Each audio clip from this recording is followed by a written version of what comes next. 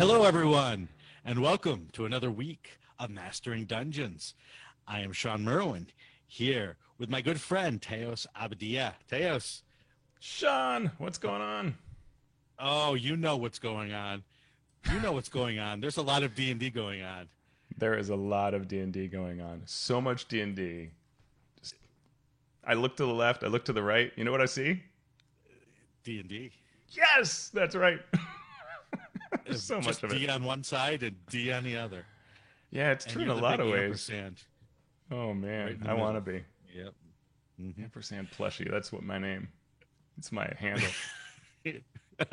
Where you should legally change your name to ampersand plushie. Oh God, someone's got to have a kid where they name the middle name's got to be ampersand.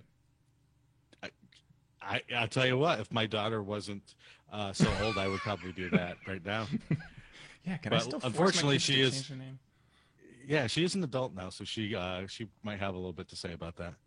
Yeah, that's fair. Cool. So, with all this D&D going on, we of course have D&D news. When we last left our intrepid podcasters, there had just been a mysterious tweet showing a Ouija board saying something about behold the mists. And Right. now we know what that means. What does that mean, Teos? Spelljammer's Guide to Spelljamming. No, it's Van Richten's Or Guide to Ravenloft. yes. So Watsy revealed that this upcoming book would be out on May 18th. That's not too far away. Not too far No. away. Sometimes we know 6 months ahead of time when a book is coming out. This is a month and a half or 2.5 months. Not only will there be a regular cover, there will be an alternate cover exclusive to game stores.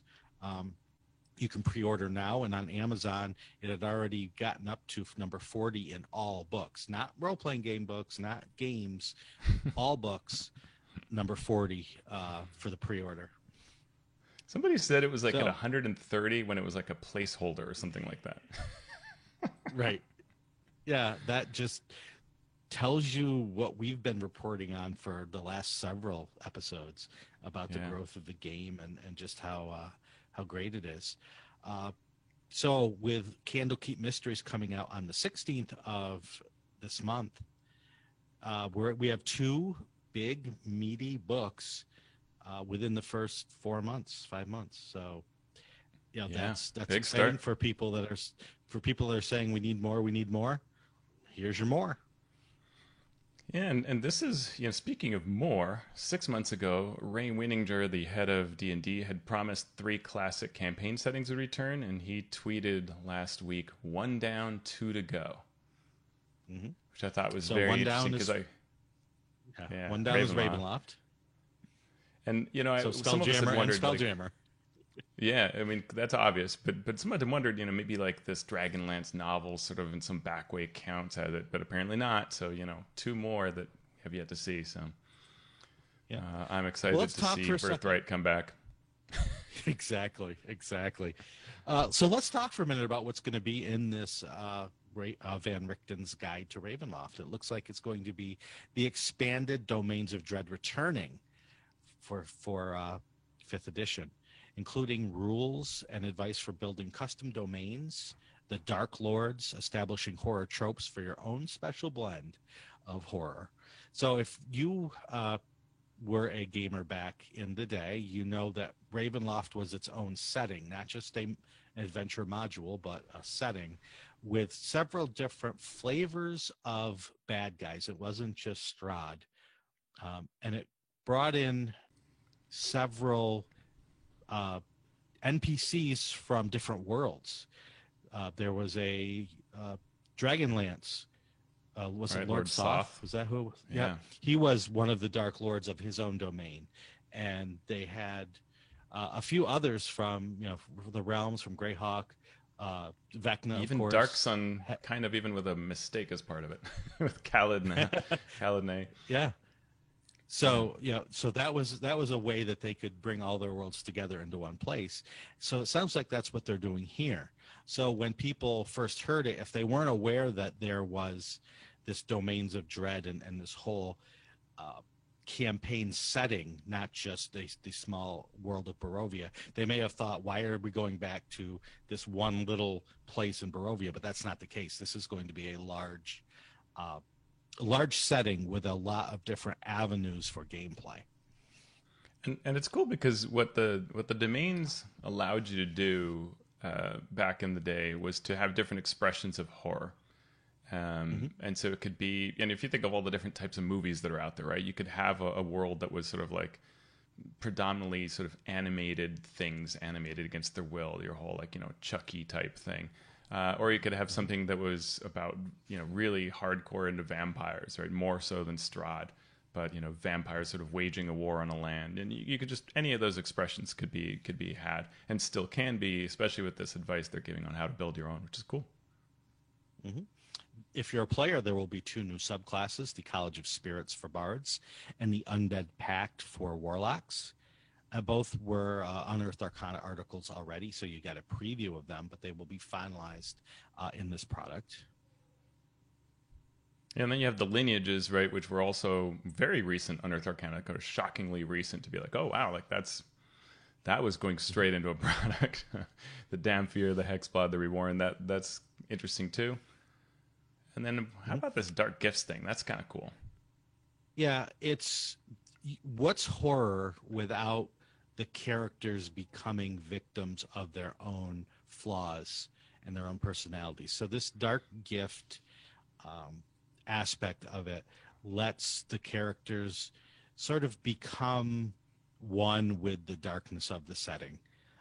And it sounds like they're going to work a bit like dragon marks, except rather than being this magical tattoo, it augments your characters and connects them to a domain that's mechanically beneficial while infusing them with maybe some flaws or a little bit of horror.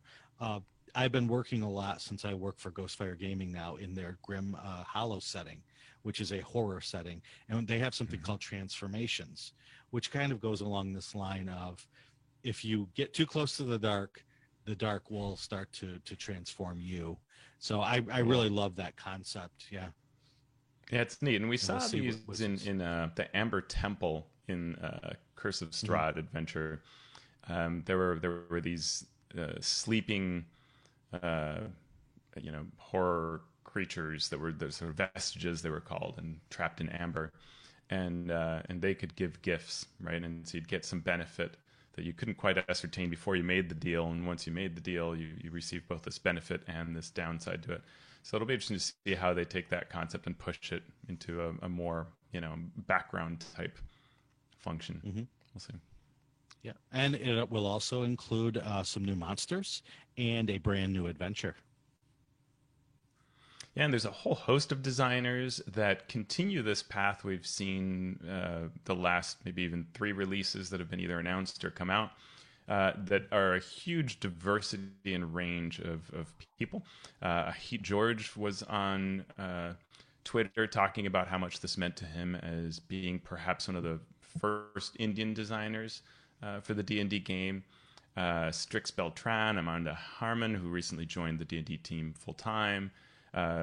Jessica Price, who's well known for having been at Paizo and speaking about her experiences there. Banana Chan, John Stavropoulos, Kay Tempest Bradford, Kira Magren, Jabari Weathers, Jessica Ross, Cassandra Kaw, Molly Ostertag, and Crystal Fraser. So really wide variety from kind of all kinds of walks of life. Some of these have worked in RPGs, it seems like forever. Some are very new. Some have different, come from different types of media. And it seems that as with, we've heard recently on Candlekeep Mysteries, D&D team worked with those folks who are new to help them kind of master what you need to know to design for a product like this, which is awesome. Yeah, it is great. We'll see how well it all comes together, because that's the trick, right? The trick is taking all these diverse voices, which are important, which make everything, make the game better, make the story better, but then wrangling them down into a single product is a lot of work. And we saw that work. Yeah. Yeah. And I know what I'm going to say. Yeah. I mean, Rime had that really awesome parts, but didn't always feed together, right? And that's been constant feedback, not just from us, but from others. Same thing with Avernus and other works as well. But what I would say is that even when take Avernus for example, you had a number of people there, including yourself, who are incredibly talented and experienced, and still at times it doesn't come together, right? Because if you don't tell your writers what they're all doing together, then they can't think about how the other piece works. And I've had that on projects too, where it wasn't about my experience, it's about just not knowing what my piece fits into. Um, and so I think this is on Wizards, right? Like it's like, you know, there's some responsibility they have, of course, to have the individual part be awesome, but maybe even the bigger part is how the whole of the product ties together, and that is fully and squarely on them to make sure it, because even something that seems disparate, like a domain, if I assign a domain to one person and another one to another, there can be overlap, or they can be written in a way that they seem too disparate, right? Yeah. And you're reading through. It's like if you're reading a recipe book, nothing's related. It doesn't. It's not pleasing, right? Yeah. Yeah. I mean, it's hard to do. It takes a lot of time. It takes a lot of effort. It takes a lot of experience to do it, because I've been on the wrong end of all sides of this. Right? I've been one of the contributors that went, what? And I've also been the receiver of disparate works and seen the amount of work it takes to make it all fit together. So we'll see what lessons were learned previously. We'll see how the work comes out, but I'm excited for it. I can tell you. Yeah, me too. This is very cool. So speaking of D&D's growth, this is some really, really huge news. And I think you and I know it, having tracked this sort of thing for a long time. It's especially salient to those that have really kind of watched the inside baseball aspect of how companies work, and D&D and Hasbro. So Hasbro has promoted Wizards of the Coast to become its third operating division. That's one of the three. There are 3 units now: consumer products for toys, things like Transformers action figures, classic board games like Monopoly. So one presumes that includes Avalon Hill. Entertainment, which is dedicated to licensing, distribution, and production of film and television content. And then Wizards and Digital, which is Wizards of the Coast, focusing on expanding the existing games, creating new ones, and overseeing digital licenses for the entire business. That is enormous. This is kind of what Wizards has always been chasing, right? Since the purchase by Hasbro. Right. To put this into perspective, when I started tracking this sort of thing 20 years ago, when Hasbro executives would talk about the business, they would not mention Wizards of the Coast. They might put them as a line item in sort of the yearly report that would go to investors, and it would just have a number next to Wizards of the Coast. Occasionally, if Magic the Gathering had a really big year or a really big quarter, you would hear them say, oh, and our trading card game from Wizards of the Coast did this much business. But that would be the extent of any mention of Wizards of the Coast. Never a mention of D&D. Occasionally, Magic would get mentioned. Think about where we've come from there is absolutely mind-blowing. To make them a full division, not only that, but probably the biggest grossing division in terms of money that they made by a wide margin. And it seems like, and there are a number of numbers. Many different financial aspects were shared on these recent calls around quarterly earnings. And one of the things that came out is that D&D or Wizards was extremely lean in terms of the amount they spent on things like staff and all the costs were really low compared to the profit. So it was a very good spend of money, right? You invest a little bit in Wizards and you get a lot out of it, versus making a toy, you might invest a lot and get a little out of it. So the return was really high. And just some of these amazing numbers here: 860 million in sales in 2020 for Wizards of the Coast. Magic the Gathering was up 23%. D&D was up 33%. D&D and Magic the Gathering each have over 40 million players, which is interesting that they're, of similar numbers. Right. And based on a breakdown of various numbers, it looks like Wizards of the Coast actually makes more money than Hasbro's toy business. Now, the toy business have been down with the pandemic, but it's still like that's wow. Right. It wasn't Yeah. even close 20 years ago, not even in the same order of magnitude. And now it's past toy board game sales.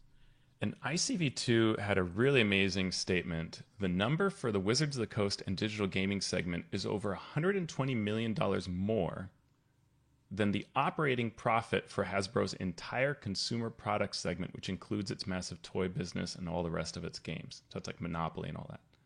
That's incredible. So, and there was a phrase used that was something like about how that the CEO said about, we hope that other Hasbro units will learn from Wizards of the Coast success. So, wow, spotlight on Wizards internally, right. And we'll see how that all does. There are a number of things that are going to happen as a result of this, and some of them were very clear about, which is that Hasbro wants to have 2 to 3 movies every year, 3 to 4 streamed shows every year, starting around 2022, 2023. The D&D film was already announced. There have been some other things like there's a Magic the Gathering film in works with Fox, an animated Magic the Gathering show on Netflix, an animated My Little Pony film, Magic the Gathering crossover products with Lord of the Rings and Warhammer 40K. So there are these kinds of like media expansions that leverage the purchase it made of E1 to launch movies and shows, and they paid $3.8 billion for that in 2019. So now they're really pivoting. And if you think about it, what this all means is the easiest thing is to think of Disney, right? Disney controls its movies and shows, has a highly lucrative streaming business that's growing like crazy, and then they can launch all these products, and then they can even license them out to everybody. Hasbro is trying to position itself in that kind of place, and the amazing thing is it's doing it around Wizards, Magic the Gathering and D&D, which is fantastic. Right. Yeah. I mean, they have G.I. Joe, right? They have My Little Pony. They have those things, but they are, like you said, the pivot point on all of this is Wizards of the Coast with Magic and with D&D. So it will be really interesting. And hats off to Chris Cox, who is the president of Wizards of the Coast, who came in, and there have been many presidents or leaders in that company who thought they had the magic ticket, and they all went by the wayside. And here we are, 3 or 4 years, I think, maybe 5 after he took over, and this is where they are. So, wow. Yeah, and it's amazing. And some of it is secret sauce. Some of it is just getting lucky, but yeah, no doubt. Wizards has wanted this kind of growth always, right? They built 3E trying to get this. They built 4E trying to get this, and if anything, they maybe built 5E with the least obvious push towards receiving this. Right? I think it was sort of like, let's make some good money on T-shirts and licenses, and maybe movie will carry us forward. And and somehow the least important thing is the T-shirt license, and the most important thing is how the game has permeated culture, which is what any fan probably would have said, sort of, but from a perspective, a lack of knowledge perspective, right? Would have said, well, it's just a great, this game's awesome, and sort of somehow that's what actually worked. Well, it was almost a step back, right? In game design, it was we went too far with 4th edition. So let's just go back and try to recapture some of the fans of the original game. And, we're not going to go do anything crazy. We're not going to go try to revolutionize gaming. We're just going to hear what the fans have to say and make this game. And, you did say part of it is luck, and that is absolutely true. Part of it is luck. Part of it is being in the right place technology-wise on the internet at the right time. But what's even more important is what you do with the luck you have. Yeah. And I think that's what they're trying to do right now is, okay, we got lucky. Now let's see if we can ride this wave even to even more success. So Speaking of even more success, fantasy. We looked last week at Roll20 and what they did with Q3 in terms of who played what games. Fantasy Grounds just released their numbers for Q4 of 2020, and we're seeing more of the same. D&D 5e is 71% of all games played on Fantasy Grounds. So 7 out of 10 games. 7% is Pathfinder Original, and 6% is Pathfinder 2e. So what we're looking at there is a difference in sort of the customer base of Roll20 and Fantasy Grounds. Obviously, more people are playing Pathfinder and Pathfinder 2e on Fantasy Grounds as a whole, as a percentage. But still, D&D 5e is way above and beyond everything. Yeah, and they didn't do quite the breakdown that the Roll20 or group did, but we still see sort of this other category that's everything after those 3 games. Savage Worlds, Starfinder, D&D 3.5, Call of Cthulhu, which was huge on Roll20, is smaller on Fantasy Grounds, interestingly, than D&D 2e. And then it all gets into really, really small percentages after that. But yeah, it's another sign, right, of D&D's strength. And we always, I think every time I look at these, I kind of have to say, this makes me both happy and sad. Happy because it shows the strength of D&D, and that's wonderful. It's my favorite game. But there are also all these wonderful games that do deserve attention and play, and it's hard to get that, right, because those numbers are smaller. Yeah. Yeah, and we'll see if this theory of the rising tide raises all ships actually plays out once we get shows and movies and people who may not even know what role-playing games are, maybe drawn in through those media, and then if it spreads out from there. Whew. So the Adventurers League and Bald Man Games and Herald's Guild, who run Winter Fantasy, have given their awards for the year for 2020. Congratulations to Eric Mengi for getting the Lifetime Achievement Award for 2020. Awesome. There were yes. Sometimes I think that I work hard and I really care about what I do in role-playing games, and then I see Eric, and I realize that I'm just kind of an amateur at this in terms of the attention to detail and to the hard work. And you say that amazing. As one of the Lifetime Achievement Awards in the past, so that's quite the statement. Yeah. But Eric is amazing. Eric is amazing. And for people who don't know, he has headed all of the Moonshae Isles releases. Not since the very beginning. You were one of the people doing it in the very beginning, but fairly early on had his that work and has been releasing season after season and adventure after adventure, working with a whole host of authors that he coordinates. It's almost like Eric's a publishing house, right? I mean, in many ways he is, working for Bald Man Games, creating all these adventures, commissioning the art, bringing them to a huge level of quality, and then getting them out onto the DMs Guild. So it's a ton of work, and it makes a huge difference for many DMs, many players. So it is well deserved. Mm-hmm. Yeah, and just over about 3 years, I think, Bald Man Games with with Eric at the helm has put out 20 trilogies of adventures plus some one-offs. Not 20 adventures, 20 trilogies of adventures. So that tells you how much work Eric's been putting into it. So congratulations, Eric. Yeah, I mean, I can't even begin to think about what my life would look like if I had that task. I know that I would not have done 20 trilogies. Well, I know what my life looked like when I was attempting to do that task, and it wasn't pretty. Yeah. So that's why I say hats off to Eric. There were co-DMs of the year. So Bald Man Games and the Herald's Guild look at all the feedback on every DM based on player feedback after their games, and they take the highest rated DM and award them with DM of the year. And there were 2 this year. John Dwarven DM Christian and Laura Thompson were co-DMs of the year. So congratulations to both of you. There were 2 promotions to level 5 DMs, Mitch Smithson and Krishna Simonse. So congratulations to you. And there were many DMs that were promoted up to level 4, which is sort of the highest you can get just as a DM. Yeah.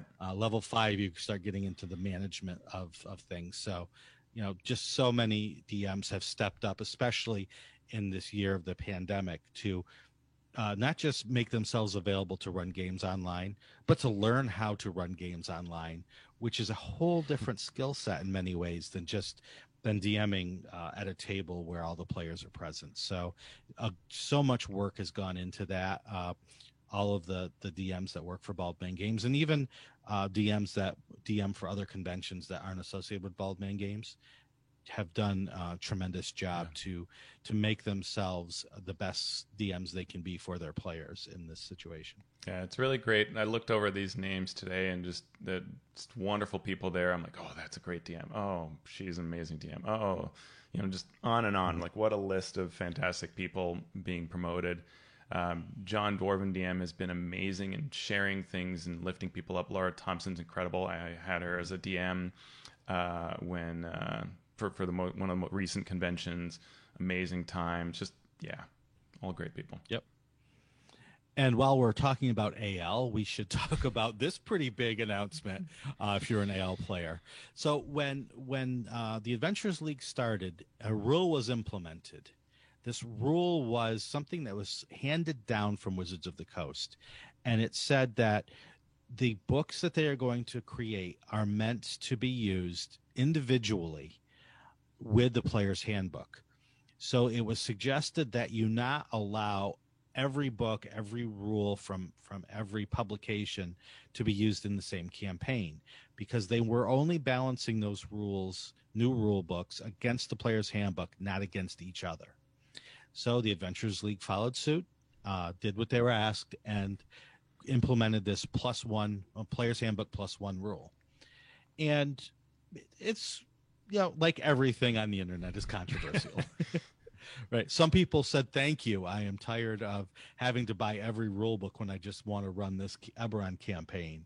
And some people, of course, were outraged because they can't use every book that they buy in every campaign.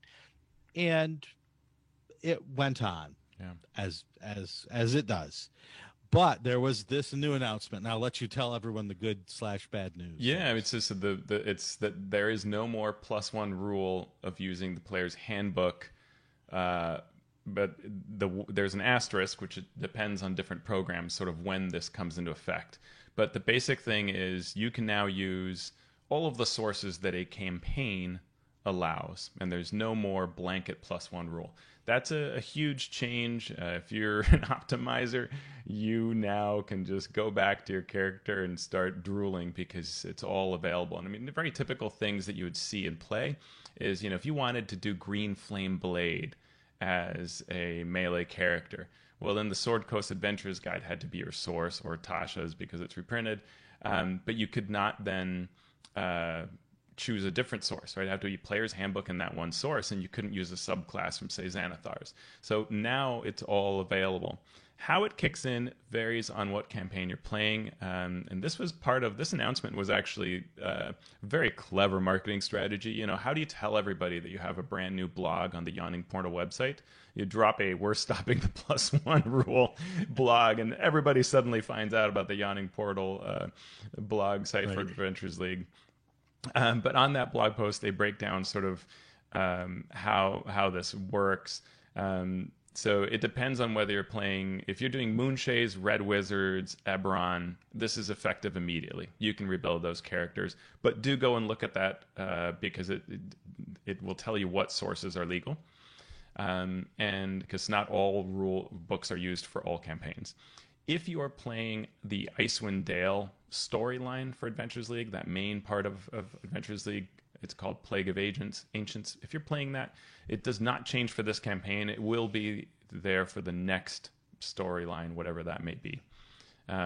So take a look at that. The other thing they did is they on the main webpage describe what the different types of campaigns are. So seasonal is like Icewind Dale. It represents that book that's out now, the big main seasonal thrust. When the season ends, all those adventures are placed into the historic category. Masters are primarily short campaigns, usually for higher level play, but not always. The current ones are Dream of the Red Wizards, and then it was announced that Baldman Games will have a new Moonchase season that will become Masters, or that will be Masters, that new season. And Gamehole Con will also take their Border Kingdoms region, and those will be Masters. If you ever heard of things like CCCs, where conventions could create adventures, all of that stuff, and old Moonshays and old Border Kingdoms, all those kinds of things, previous seasons, those are all now historic, which you can play with a character that has played those things before. But now the way it works is you basically, whatever campaign you start in, you're in that campaign. If you move out of it, you can't move back. So it's one of those, well, you can always play whatever you want. You just can't get rewards for it. So it's worth looking at the main D&D site if that's unclear. You can also hit us up on Twitter with any questions or directly to the Adventures League. And boy, if I bet one thing will change in the near future, Sean, it would be this whole system of having this many campaigns. I think at some point we'll see that get tweaked because it's a bit confusing. Yeah, it's hard to follow. It is. It is. And here's what happens when you get this far into an edition of D&D and this far into a living campaign sort of organization. It becomes harder and harder to have an on-ramp. So I think the reason they're doing this, one of the reasons they're doing this is if I'm a new player and I come to a game store or go to a convention, or even if it's an online convention or an online game day, and I say, how do I do this? And I get handed these multiple sets of rules. Well, you can only have one other book plus your player's handbook, but not here, but here, but there, but not. It becomes very hard to bring in new players. So they want the seasonal adventures to be the on-ramp, and they want to keep that sort of balanced. They don't want people bringing their horribly cheesy characters in, because nothing drives a player away quicker than A, not being able to understand what's going on, but then B, having a horrible time once they sit down at the table. And if you get the player that just mows through everything with his +5 reality slayer that he got from the hardcover book or from this other adventure, bringing it to this table. Oh yeah, I traded that from my other character to this character, this first level character. Yeah. So I win everything. Thanks for playing. I have, and this may sound to some people like Sean's, being is exaggerating, but I have sat at this table with 2 new players and an experienced player, where the experienced player killed everything before the rest of the party could act in every single combat, including the final theoretically thrilling challenge. Literally soloed the entire thing as we tried to even contribute. And the other 2 players at the end of it were just like, yeah, we're never doing this again. Right. So it really does happen. It can't happen if you don't. I am a highly sarcastic person. That was not sarcasm. No, that was absolutely, totally something that over the 20 years that I've helped out with organized play, once a week I would hear someone with that complaint happening all around the world. So it's not by any means something that rarely happens. Yeah. It's something that happens too often. And it happens less because of campaigns taking these kinds of steps, somewhat also because culturally we've gotten better at how we all play together. But a lot of it because you have to have these kinds of rules that prevent that kind of abuse. So the other flip side to this, Sean, that I see is it's really easy to be like, hey, I'm a casual player. I want to go to my first convention. Ooh, I'm going to play this, Icewind Dale something or other. Cool. Now I'm going to play this, old Moonshays adventure. I'm going to play this, convention created content thing. Sounds like something they made locally. Great. And then I'll play another Icewind Dale. And you go to sit to play your other Icewind Dale, and they say, well, actually, you can't get rewards from this one because you played those other 2 things. Right. And you'd go, what? Yeah. Why? This makes no sense. Yeah. And so you always have to balance these controls with does this still feel like I'm playing D&D normally, and am I creating a weird experience that is exceedingly hard to understand by someone casual? And there's some of that. Yeah.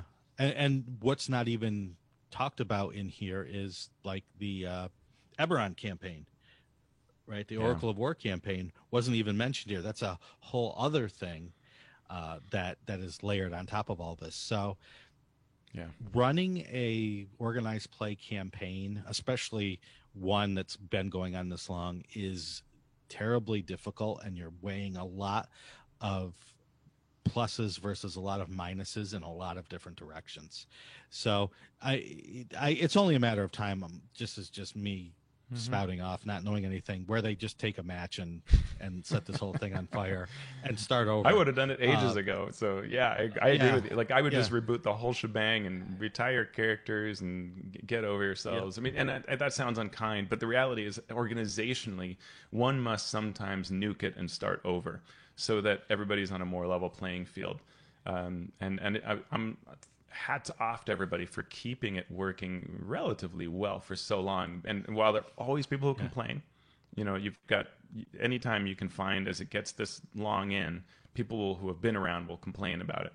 But there's always someone new who is playing and loving it. And I see that all the time at these virtual weekends. You know, it's as full as ever. You know, despite a pandemic, it's as popular as ever. Tons and tons of players and DMs, full tables. You can raise the prices and it doesn't matter. They fill up. So, you know, that's an impressive achievement for the organization. Yeah, and the last one that I DM'd at was a couple of sessions or a couple of months ago, but most of the players I had were brand new players, which just goes to show how this is as important as it's ever been to get right now, if this growth is going to continue and if there are going to be shows and movies and all those things we talked about. Yeah. You need that on-ramp for new players. So it's got here's hoping. Yeah, absolutely. Yeah. Speaking of virtual weekends, I beat you to it, Deus. We have confirmation on some upcoming dates, March 12th through the 14th. There will be 2 of the adventures from Candlekeep Mysteries running as a special preview. Tons of other adventures to play. You can go to the yawningportal.dnd.wizards.com. That's yawningportal.dnd.wizards.com to learn more about what is being run at this and future D&D virtual weekends. That is super cool that they're giving you the ability to play through some of the Candlekeep Mysteries early. Like that's pretty sweet, as well as all the other adventures that they usually offer at these events.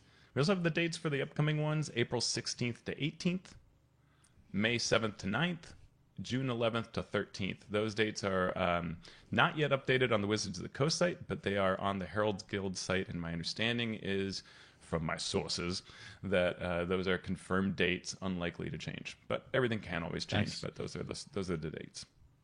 Yeah, I'm tempted to go and play. I've been running on these for so long. I'm tempted to see how it goes from the players' side. Let's do it. Yeah. Wow. So you think we're done with news? Nope. We're not done with news. Dragon Plus issue 36 came out with a lot of great content, and Teos is going to highlight his favorite things from it. Yeah, I'm going to just choose 3. This is a solid issue, more content than marketing this time around.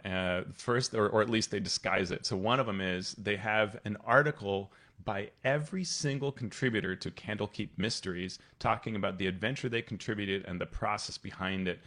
Briefly tells you what the premise of it is and how it came to be. Chris Perkins is one of the authors, so he gets a piece, and he talks about how he staffed this, which is through a tweet, which some folks may recall, where he said, "Hey, who do you recommend I work with, for a future book?" And he looked at everybody. So this was, forget the DMs Guild. He looked at this list of Twitter things where people said, so-and-so is amazing. And he looked that all up, did some research, and assigned writers based on that. And his adventure was originally not going to be for publication, but then he ended up throwing it in. It was supposed to be more of an example for other contributors. But this is really cool. We've had years, I think you and I had this conversation where you said there have been years when Wizards of the Coast would not do much to promote authors. And then there have been years that are like this, where it's great, and each person got a spotlight. And as with what we mentioned earlier, this list can range from people who do podcasts, people who have never done role-playing games but are in movies or novels. And one of the consistent things you read in these articles is the person saying how D&D worked with them to help them refine their ideas and make it great. And they talked about, I talked to an experienced writer that was on this project, and she said that she, had several drafts she did to get it to where they really liked it. And she's someone who's written a ton of things. So really interesting to see that process. I highly recommend that section of Dragon Plus. Another one, there's so much here that's great. You have your usual maps that you can get for free, DM's Guild adventures that you can get for free there. But another one I would highlight is there's an interview with Chris Tulak, product manager for D&D Play. Sean and I know Chris really well, and people who've been around for a long time in organized play know Chris really well.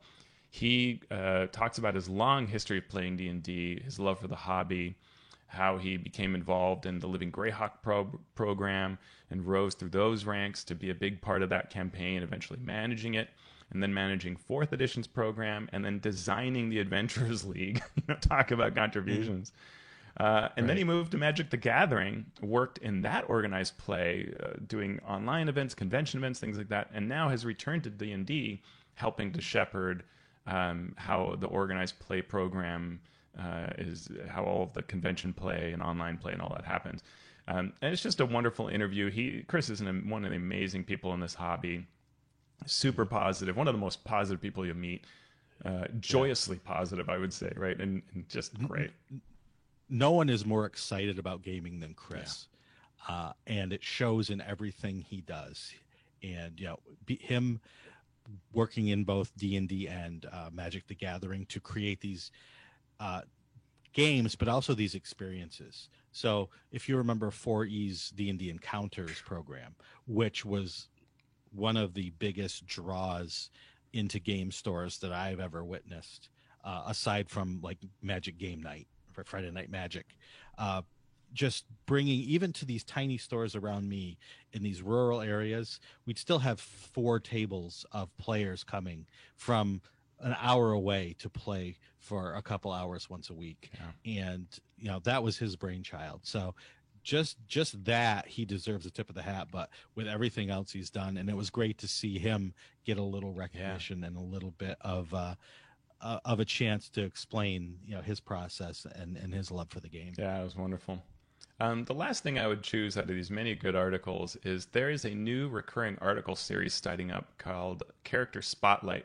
It's a pretty neat idea. So Adam Lee, one of the designers at Wizards of the Coast, works with artist Max Dunbar, and they combine their forces to depict cool NPCs, and the end result is both story, where you can read about them, and then make sure to click on the actual link, because you get a free download that includes both the story and the statistics for those NPCs. And so this one, I think, has a really cool dwarf that's riding like a boar, I think it is. And then there's another NPC as well, but really cool, evocative, and there's this awesome art. And so apparently this is going to be a recurring feature where Max Dunbar and Adam Lee work together. So superb, really cool. It's the kind of thing that old Dungeon or Dragon magazines would have had, and I dig it. Good call. Nice. And last but not least, we will finish our news with WizKids announcing a new deal with Wizards of the Coast for D&D and Magic the Gathering minis and props. Now, wait a second. I thought there was an end to that deal. What's going? I don't follow this, Teo, so help me out. Well, actually, the WizKids deal has never been in jeopardy. We've wondered about Dragonlance and Gale Force 9, but what's interesting here is expansion of the deal. Where you might think that maybe this whole Hasbro restructuring thing would result in and Hasbro is doing more, but no, that does not slow down the WizKids deal, partly because I think they've been so good. WizKids has been very smart of how they use that license, and I think they reach a lot of people that wouldn't otherwise be reached, is my guess, and so it's a positive for Wizards. But yeah, so this sees an expansion of their deal to allow them to do all kinds of products. Sprue miniatures. So this is, if you remember model planes or things like that come where the pieces are still attached to the frame. Premium unpainted high impact polystyrene unassembled miniatures on sprues for D&D and Magic the Gathering. D&D action figures. Boy, if you thought that would have been in the Hasbro department, but here we go. Right. A line of paints for D&D. More artifacts and prop replicas, if you think of the Hand of Vecna that's now in stores, for both D&D and Magic the Gathering. So that'll be interesting to see what kind of Magic the Gathering props they're going to have. Fans are going to go nuts about that. And then things that get into sort of the Gale Force 9 area, D&D battle mats, maps, bags, carrying cases. So this is a stretch for WizKids, sort of not just minis. So a very interesting deal to watch, and we'll see what kind of amazing things they put out there at their usual. Usually the prices are fairly premium, so we'll see how how affordable these are, but it's going to be tempting to all our wallets, I think. There you go. So that's the news. So we have finished talking about Icewind Dale. And what we're going to do, at least for the next couple of episodes, is focus fully our attention on Tasha's Cauldron of Everything. But we're going to split it up. We're going to talk first from the player side, continuing our look at subclasses, for example. But then we're going to switch over and we're going to look at the book and what it says to DMs. This week, we're probably not going to get to the DM side of things because there was so much news. But we will cover the player side of things. And starting next week, we will try this dual track of reviewing Tasha's from the player side and then from the DM side. Sound good, Teos? Sounds great. All right. So with that in mind, let's talk about the Paladin and the character options presented in Tasha's for that class. The optional features for the Paladin are at second level gaining additional Paladin spells, 3 old ones plus 2 new ones. The fighting style options have been expanded to include Blessed Warrior, Blind Fighting, and Interception. Now, those last two, Blind Fighting and Interception, we already talked about when we talked about the fighter. Yeah, and they're the exact same. Blessed? Yeah. Yep. So what's Blessed Warrior? So this is you learn 2 cantrips of your choice from the cleric spell list. They count as paladin spells for you, and charisma is your spellcasting ability. Whenever you gain a level in this class, you can replace it with a different cantrip from the same list, from the cleric spell list. So it's kind of a nice way to expand your cleric side and maybe dip into those for some power. Again, this is a fighting style, so you're giving up one of your normal paladin fighting styles to get this, but it's a nice option to have there. Mm-hmm. Sort of a little multi-class without multi-classing, maybe. Yeah, and of course you could do something like acolyte background if you wanted even more, right? So there's some ways that you could, dip into it further. Mm-hmm. At level 3, you can harness divine power. It's the same as the optional cleric feature where you can expend a use of channel divinity to regain spell slots. And we talked about that with cleric. So you're giving up something that's normally stronger, your channel divinity, to get a spell slot, which is normally weaker. And you can only get a spell slot back half of your proficiency bonus. So you're only looking at, even at higher levels, only a 3rd or 4th level slot. And one of the things this lets you do is, we talked about this with the cleric, is at the end of the when you're going to take a short rest, this is a time when you could burn your channel divinities to do various effects, cast spells, heal, things like that. So it's one way that you can make benefit of it if you saved it up, which will be a use of it, but also something you can do in combat if your divine channel divinity is not coming up, you can burn it for more spells. Mm-hmm. And at 4th level, you get martial diversity. I'm sorry, try that again. Martial versatility, where you can take one of your fighting styles and replace it with a different fighting style that's available to paladins. So, we talked about this before. Okay, I don't like giving up something that you've learned and you've used, and now it's like, well, I'm just going to forget how to be a duelist and become something else, but that's okay. I don't have the only problem I really have with it is just that when you read this as an optional feature for every single class, you're like, maybe we just needed a global rule. Like, does it really need to be right? Because I doubt if you get a fighting style at 4th level, you can I don't know, or just remake your character at ability score levels, with the consent of your DM, drop choose a feature that you can redo or something like that. That would be a global rule for all classes, just rather than use up this space, because I don't think that anybody's going to enable one of these option features, like allow the paladin in the party to do it, but not the fighter or not the cleric, so just, I don't know, but it's okay. Yeah, it's bizarre, since we're going to talk about this. It's bizarre because, in most non-organized play settings, right, for your home games where you just show up, if you have a problem with your character, I can't imagine that most DMs wouldn't say, yeah, just change that, unless you were really trying to pull something, put one over on the group or on your DM. So and I question the need to uh, make this a hard and fast rule, but maybe my experiences are not everyone else's experiences. So who knows? Uh, Yeah, that's a good question. but you know, and there are also two paladin subclasses which we will discuss. The first is the Oath of Glory, where you can find glory through deeds of heroism, and this first appeared in the Theros book. Yeah, so we reviewed this in Mystic Odyssey of Theros, but at a very high level. We didn't dig into the deep of it. I think the thing we noted back then is it sort of felt a bit like a 4E warlord, where you boost and help allies, and it has that sort of like, come on everybody, let's do this kind of aspect to it.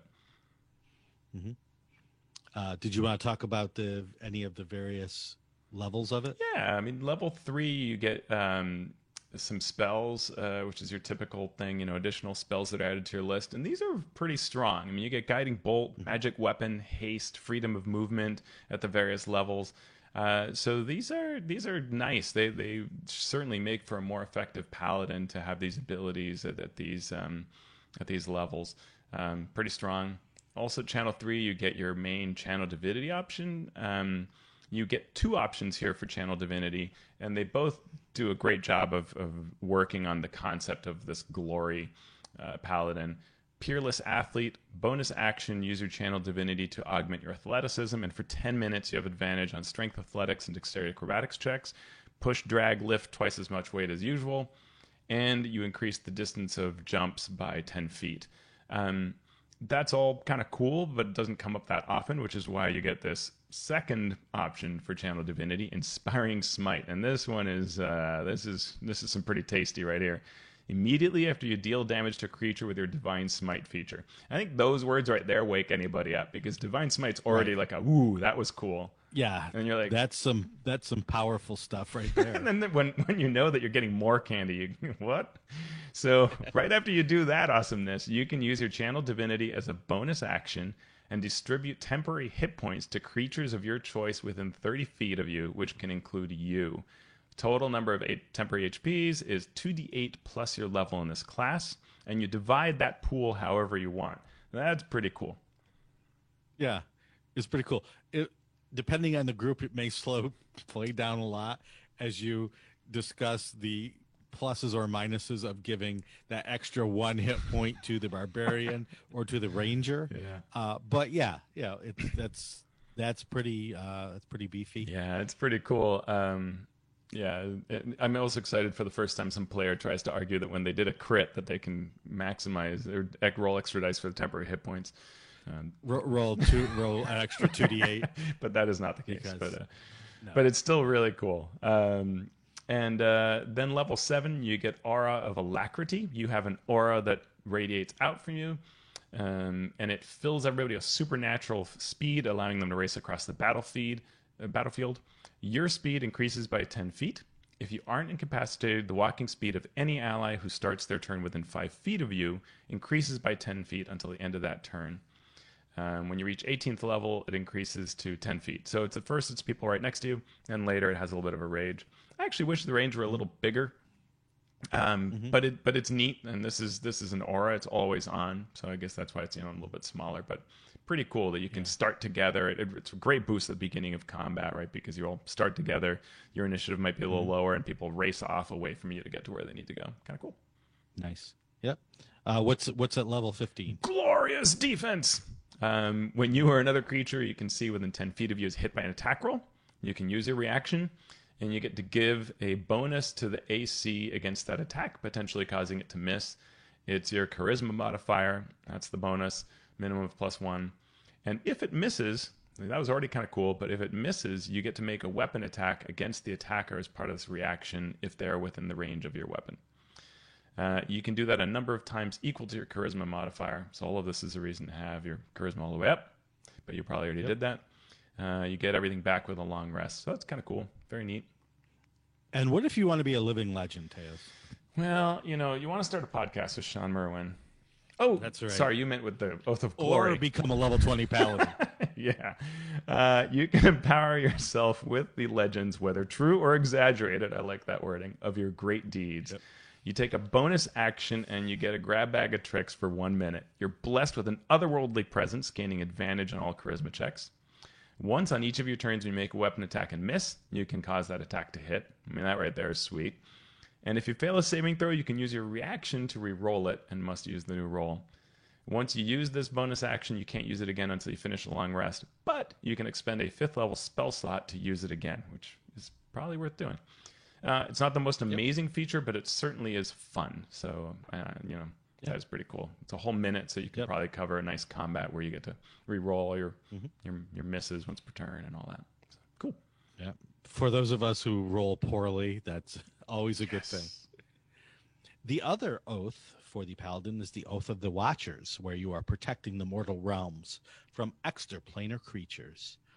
Level 3, you get some oath spells, and these are along the lines you might think of for Watchers, like Alarm spell, Detect Magic, Aura of Purity, Banishment would be a big one to get rid of those extraplanar creatures. There are also 2 options for your channel divinity here, Watcher's Will and Abjure the Extraplanar. For Watcher's Will, as an action, you can choose a number of creatures you can see within 30 feet of you, equal to your charisma modifier. For 1 minute, you and the chosen creatures have advantage on intelligence, wisdom, and charisma saving throws. So if you're dealing with all of those nasty fiends that do things to your mind, you've got them covered here.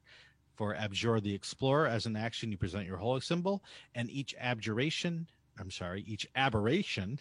celestial, elemental, fey, or fiend within 30 feet of you must make a wisdom saving throw or be turned. So it's just like Turn Undead, except for all of those listed creatures. Pretty strong. Yeah, it's strong and it fits the theme of the class. At level 7, you get Aura of the Sentinel. You emit an aura of alertness while you are not incapacitated. When you or any creature of your choice within 10 feet of you roll initiative, you get a bonus equal to your proficiency bonus to your initiative. Oof. So that's it's at low levels plus. Well, by 7th level, you're at +2 or +3. So. But higher levels, you'll that's very good. And at 18th level, that range of the aura increases to 30 feet instead of 10 feet. So you're not starting off in fireball formation at level 18. But you probably rolled before the higher than the mage, so you're probably okay. But most likely, at level 15, you get Vigilant Rebuke. Whenever you or a creature you can see within 30 feet of you succeeds on an intelligence, wisdom, or charisma saving throw, you can use your reaction to deal 2d8 plus charisma modifier force damage to the creature that forced the saving throw. So, doing damage to those kinds of extra planar monsters. And finally, at level 20, Mortal Bulwark. I am more the Mortal Bulwark, whereas Teos is more the Living Legend. Oh, man. At least I feel that way. True. So, as a bonus action, you gain the following benefits for 1 minute. You gain True Sight to a range of 120 feet. Very handy. You have advantage on attack rolls against those aforementioned aberrations, celestials, elementals, fae, and fiends. And when you hit a creature with an attack roll and damage it, you can also force it to make a charisma saving throw against your spell DC. If it fails, it is banished back to its native plane if it's currently not on its native plane. Wait, what? Yeah, just boom, you're gone. It's a banishment spell whenever you hit a creature with an attack roll and deal damage. For 1 minute. Now, notice, it doesn't say only once per round. So if you get multiple attacks, say you get 3 or 4 attacks, you have a haste on. I mean, this is level 20, so you're making probably several attacks. Banish, banish, banish, banish, banish, banish, banish. Banish all around. Again, level 20. I'm fine. All bets are off at level 20. They've been banishing creatures since what?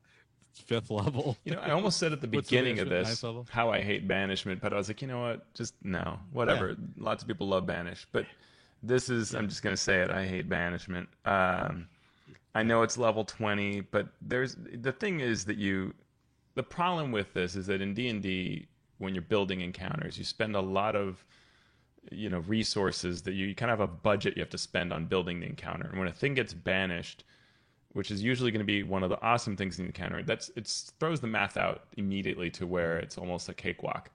Yep. Because in both how it allows people to focus things and just what's remaining on the table would never have been a decent encounter anyway.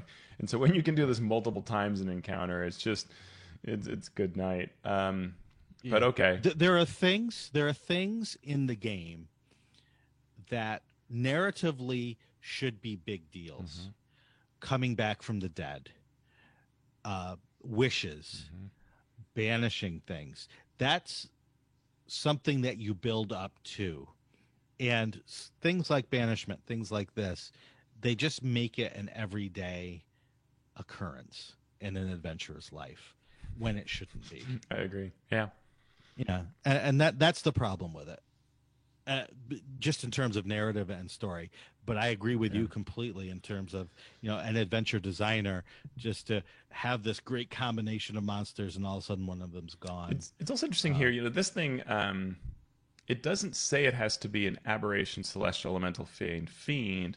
Just says the creature if it's not on its native plane of existence. So it's sort of.